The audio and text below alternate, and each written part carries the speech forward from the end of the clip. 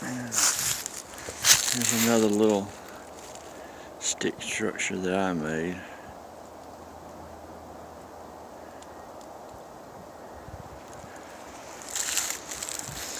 And here is some more peanut butter.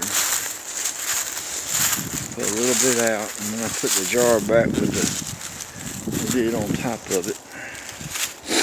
And we'll see if next time I come out here, we'll see if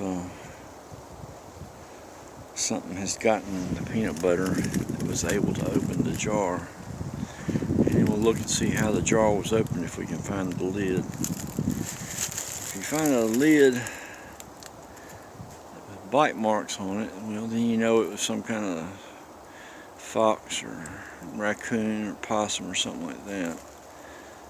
If you find a jar with all the peanut butter gone and it looks like finger wipes inside of it, and the lid was just taken off like we would take the lid off, and then you might have something else.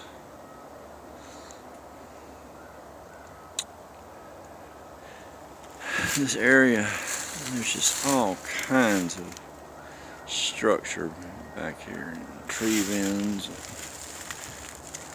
They're building a subdivision right over there. I don't know if you can see it. Let's see if I can zoom in there a little bit. They're building a subdivision right over there. So I don't know whether that'll run these guys up out of here or not. Sometimes it seems like they don't really mind when we're close by. I've got some that live a quarter mile from my house. There's an area back there where I call the tree gate, and they are without a doubt back in that area. And there's a little house about 1/8 of a mile from there. They just don't seem to mind at all. It's really, really thick.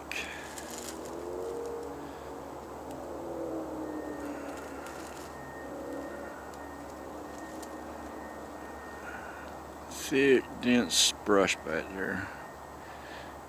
And I tend to think these guys like to get into areas where they can kind of check us out too, and they can see what's going on. This area of woods, even though it's pretty small right here, it adjoins to this area of woods back this direction. And it goes for a long ways down that way. Goes down to a pond. There's several farm fields scattered through, like this farm field over here. And then it goes down to a creek. And it is wooded along that creek all the way down to where it joins into a bigger creek. It's called Moccasin Creek, but it's really like a small river. And all along that river for miles is just hundreds, thousands of acres of wooded land. And I believe they use these little areas that come up off of thick cover like that, and they'll come up into these areas of less, that are not so far back, and they'll use these areas too, especially when they've got an outlet to get back to denser cover if they need to. If they need to make an escape, if they feel threatened, they can go back and get down into some stuff where there's just no way you can follow them. You get down on that river bottom, and this creek bottom down here too, same way. It's just so thick back in there. If you don't know where you're going, you can hardly move through it. This is pretty thick up in here too, even though it's pretty close to civilization. During the springtime and summertime, it's, with the leaves out, I mean, shoot, you can't see 20 feet in any direction. See a little bit better in the winter. But as you get back down toward that creek, it really gets thick and dense down on that creek bottom. You know, it's like that all the way over to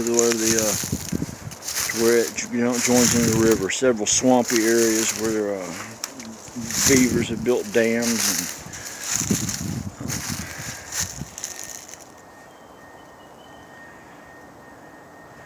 Alright, well, I've explained to these guys that I'm not trying to trick them.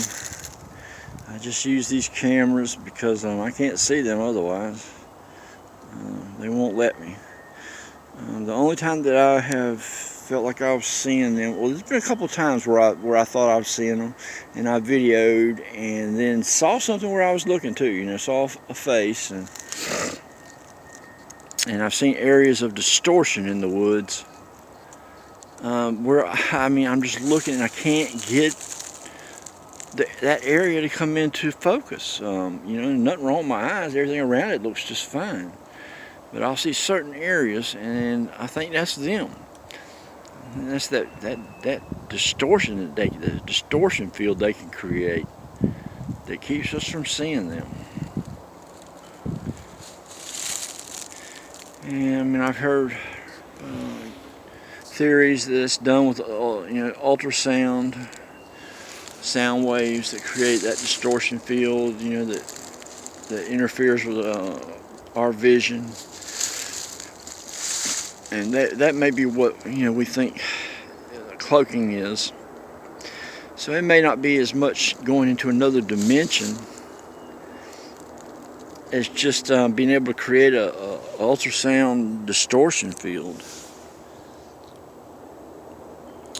Then again, it could be that they just exist in another dimension too, and that they're able to slip in and out of this one. I don't really know exactly what cloaking is. I just know that I've seen it so many times on video, and where I thought was with my eyes, that I know it exists. In fact, I saw a face one day looking at me from a distance, and I could see it looking through the brush at me. See the face. It was 75 to 100 feet away. But I could see it, and I videoed it, and when I got it home, it's the most human-looking face.